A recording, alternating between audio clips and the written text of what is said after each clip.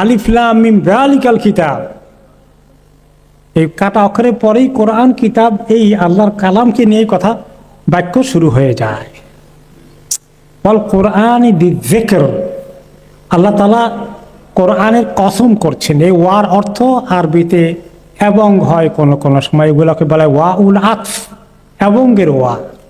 কিন্তু আরেকটা ওয়া আছে কসমের ওয়া, এখানে এটা এবংয়ের ওয়া না, এটা কিসের? কসমের ওয়া। যেমন আমরা ওয়াল্লাহি, আল্লাহর আগে কসম আনলে কি হয়? ওয়াল্লাহি ওয়াউল কসম। তো ওয়াল কোরআন, কোরআনের কসম। আল্লাহ রাব্বুল আলামিন কোরআনের কসম করেছেন, কারণ এই কিতাব যে কত দামি জিনিস, কত মূল্যবান জিনিস, আল্লাহ তাআলার কালাম, এটার শানকে বৃদ্ধি করার জন্য আল্লাহ তাআলা কোরআনের কসম করেছেন। যিকর, কোরআন হচ্ছে অত্যন্ত গুরুত্বপূর্ণ এমন জিনিস যার শান অনেক বেশি, অনেক মর্যাদা, বহুত শানওয়ালা জিনিস কোরআন। কোরআন কালামুল্লাহ এমন একটি, এই 30 পারার যে গ্রন্থ আল্লাহ তাআলা দিয়েছেন, এটা সাধারণ কোনো পুস্তকের মতো নয়, কোনো লেখকের, কোনো পণ্ডিতের কোনো লেখা নয়। এটা রব্বুল আলামিনের কাছ থেকে তাঁর কালাম, কালামুল্লাহ। এই জন্য এই কোরআন অনেক শানদার কোরআন। এই কোরআন সবচেয়ে গুরুত্বপূর্ণ কালাম।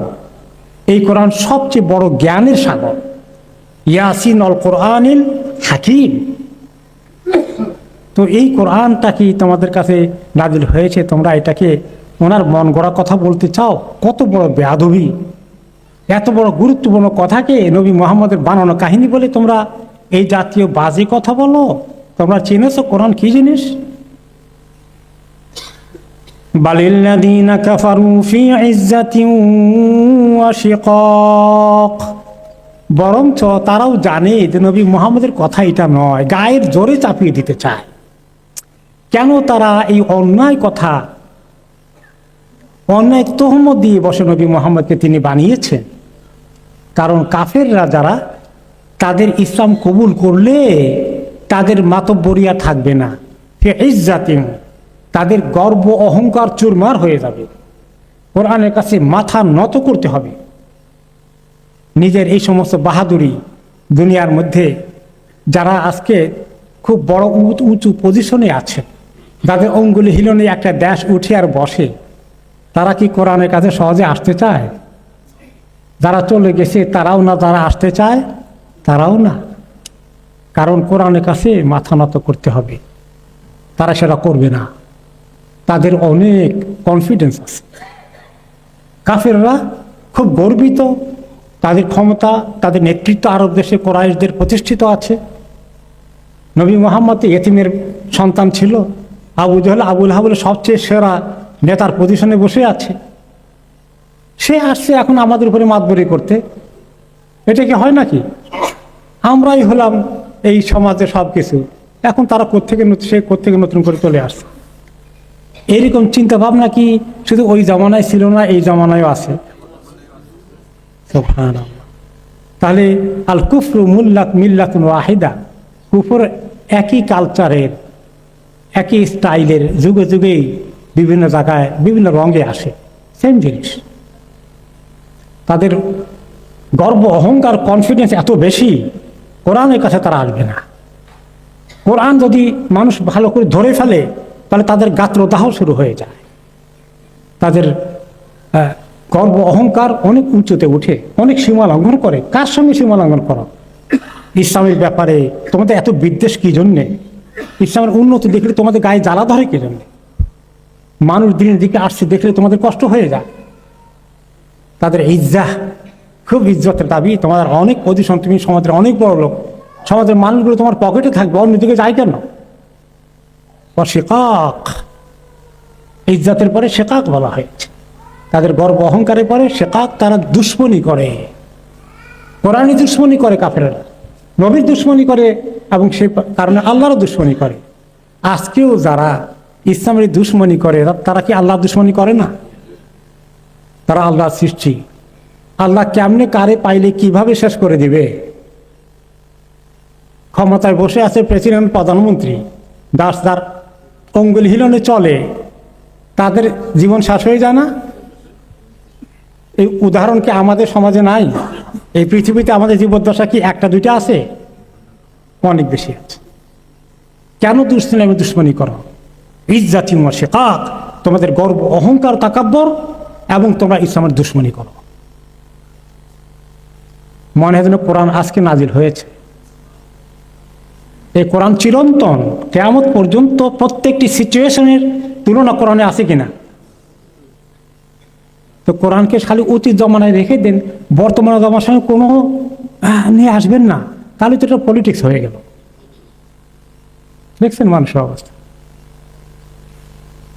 তো কোরআন যুগে যুগে প্রত্যেকটি কোথায় অন্ধকার আছে, জাহিলিয়াত আছে, সেটা মানুষকে চোখে আঙ্গুল দিয়ে দেখিয়ে দেয়। তো তোমরা যে এত গর্ব অহংকার করো, তোমরা যে ইসলামের দুশ্মনী করো, শিকাক, নবীর দুশ্মনী করো, কিতাবের দুশ্মনী করো, আল্লাহর দুশ্মনী করো, তারা বলবে না কই আমরা আল্লাহ দুশ্মনী করেছি, আমরা তো নবীর দুশ্মনী করি না। আমরা তো মাঝে মধ্যে মুখোমুখি ইসলামের কথা বলি, মসজিদের মধ্যে হাজিরা দিয়ে ফিরে খোদ বানাতে গিয়েও বলি, আমি তো স্বপ্নে দেখছিলাম যে গতকালকে আপনাদের মসজিদে ভিজিটে আসছি, তাই না? সুবহানাল্লাহ। নিফাক, শিকাকের সঙ্গে নিফাক যোগ হয়েছে, মুনাফিকের যোগ হয়েছে।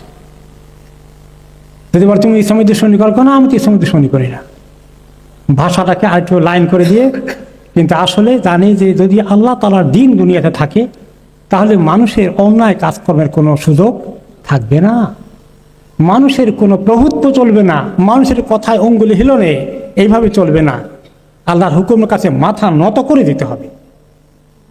এই জন্য এই গর্ব অহংকার ধরে রাখতে গিয়ে ইসলামের দুশ্মনী তারা করতে পিছপা হয় না। অথচ মরে গেলে তখন ঠিকই জানাজা পড়াইতে হয়, তখন ঠিকই অসুস্থ হয়ে গেলে চিঠি দিবে যে অমুকের অসুস্থ, একটু দোয়া করেন। যুগে যুগে জেনারেশনের পরে জেনারেশন,